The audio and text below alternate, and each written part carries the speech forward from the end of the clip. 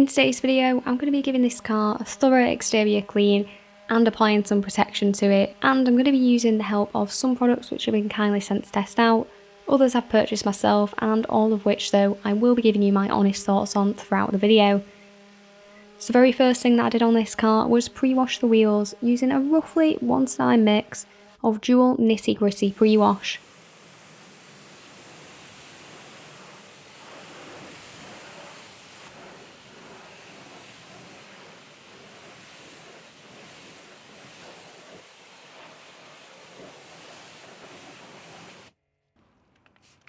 In order to contact clean the wheels and tyres, I went in with Carscope Siege, which is a ready to use product that's going to do most of the heavy lifting, and then popped some Carscope Rotor wheel shampoo over the top to add some extra lubrication and reduce the risk of marring.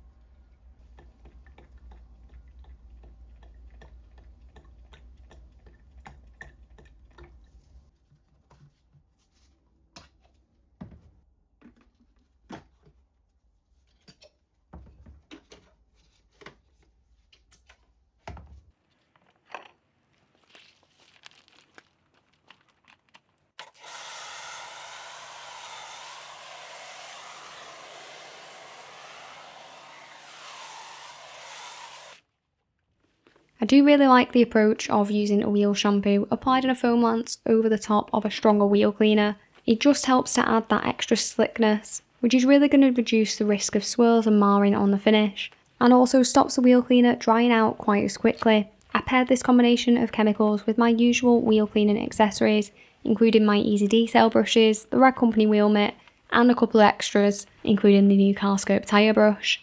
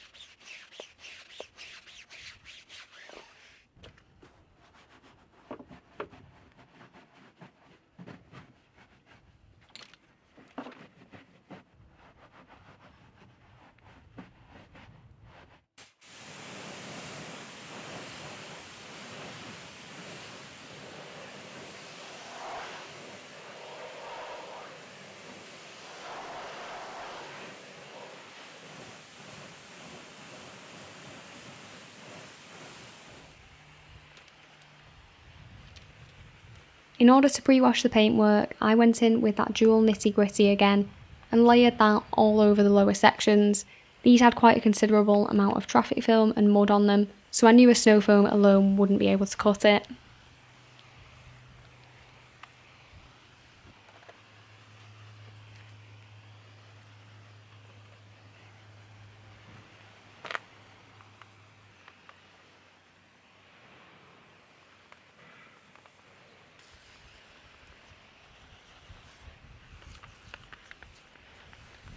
Once I'd given that pre-wash a couple of minutes to sit by itself, I layered my snow foam over the top, and in this case it was Carscope Baltic Snow Foam, which is an alkaline one and does have quite a bit of cleaning ability, so that's going to help to thoroughly pre-wash the areas where I didn't apply the citrus to.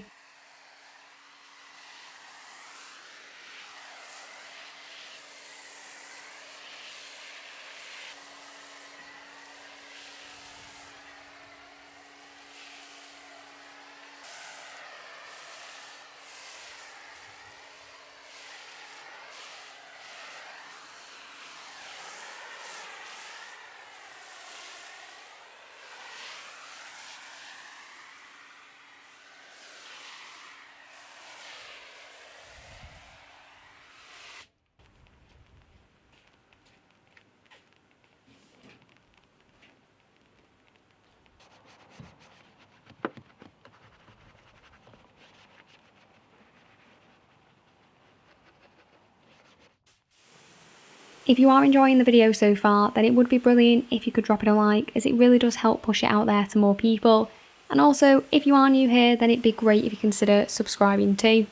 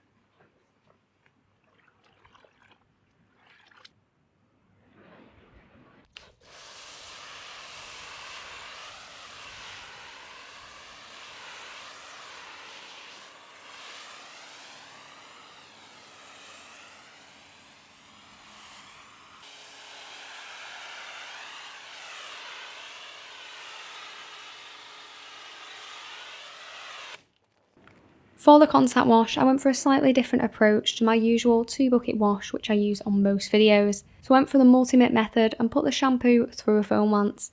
In this case, I was using DIY Detail's Incredible Suds at roughly 1:9 dilution. This is probably the safest contact wash method available, as by using a fresh mitt on every panel, it really reduces the risk of inflicting swirl marks, and by having a nice layer of that shampoo already on the vehicle, it again reduces the risk of inflicting any defects. The only real disadvantage to this method is that it will require a lot of mitts, which can get expensive depending on which you choose, and also it does create quite a bit of extra laundry at the end.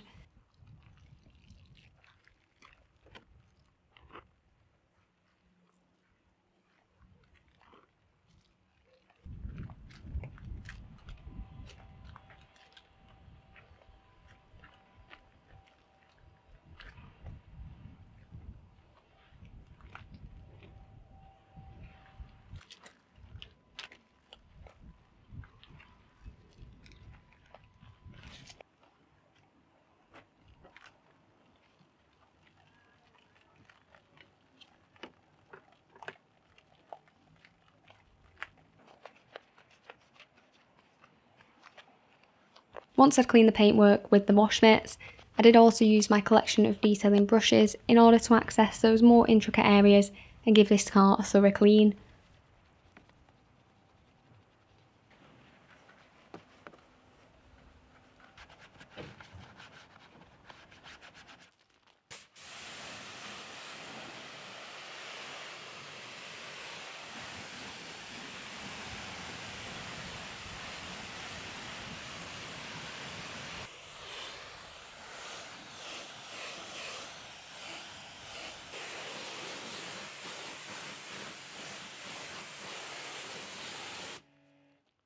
So the amount of time that I had to work on this vehicle was relatively short, but it did also need a layer of protection. So in order to get that down, but without adding too much time to the overall process, I went for a Lance applied sealant. So this one is Gion's Bathe Plus, which can actually be used in a bucket as well during the contact wash, but I'm not a huge fan of that approach, and instead prefer to apply it after the wash. I went for roughly 20 pumps into 500ml of water, let it sit on there for about a minute, and then rinsed it away, and it left some nice water beading and sheeting.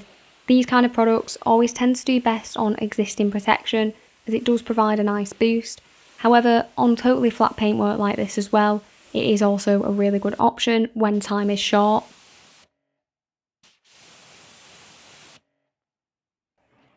In order to add some extra slickness, gloss and protection during the drying stage, I went in with DIY Detail's ceramic gloss on a Rag Company liquidated towel. This just gives the paintwork that final pop, and again doesn't add any time to the process, as I needed to go around the car with a drying towel anyway.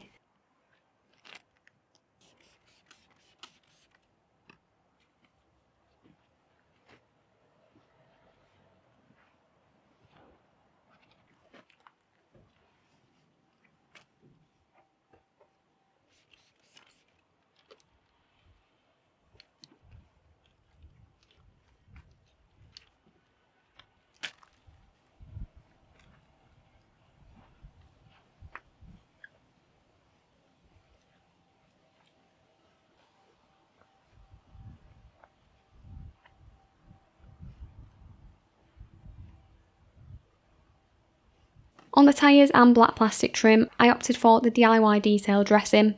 Being a sprayable, loose liquid product, this does have the benefit of being very quick and easy to apply, particularly in comparison to cream or gel-like products, which tend to take longer to work in. It isn't the most durable option in my collection, but I really can't fault the ease of application.